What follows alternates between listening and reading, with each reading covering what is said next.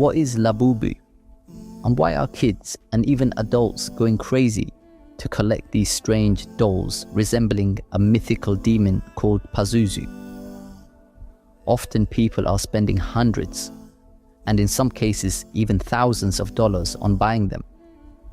As Muslims, this kind of behavior should be discouraged. Toys and dolls have always been part of childhood. However, Islam places clear guidelines on what is spiritually appropriate to bring into our homes, especially when it comes to imagery that resembles humans, animals, or supernatural beings. One toy that has recently sparked concern is a Labubu doll, a mischievous elf-like creature with sharp teeth, exaggerated features, and demonic eyes, yet paradoxically described as cute by many. Created in 2015 by Hong Kong artist Kassing Long and drawing inspiration from Nordic and Irish mythologies, especially the puka, a shape-shifting trickster, Labubu has emerged as a cultural phenomenon that embraces the unusual and intertwines good with evil. However, is it permissible for Muslims to own or engage with such a toy? The Labubu doll is haram, or at the very least strongly discouraged in Islam, due to its disturbing, lifelike features, connection to mythological spirits, and the harmful cultural shift it represents, one that promotes distorted beauty and desensitization to evil.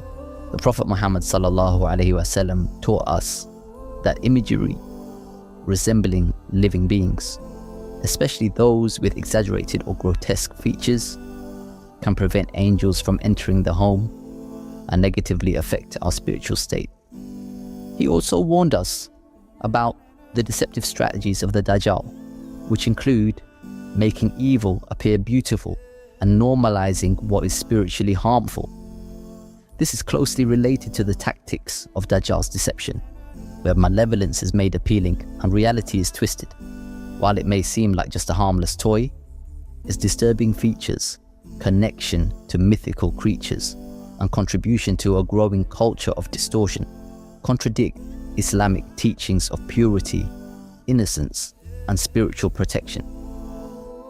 Muslims are advised to avoid bringing such dolls into their homes.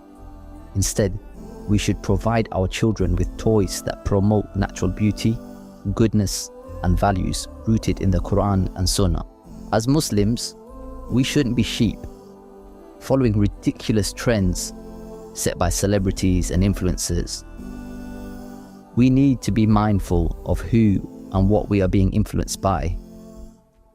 We should only be following the Prophet ﷺ and living by the rules set by Allah subhanahu wa ta'ala.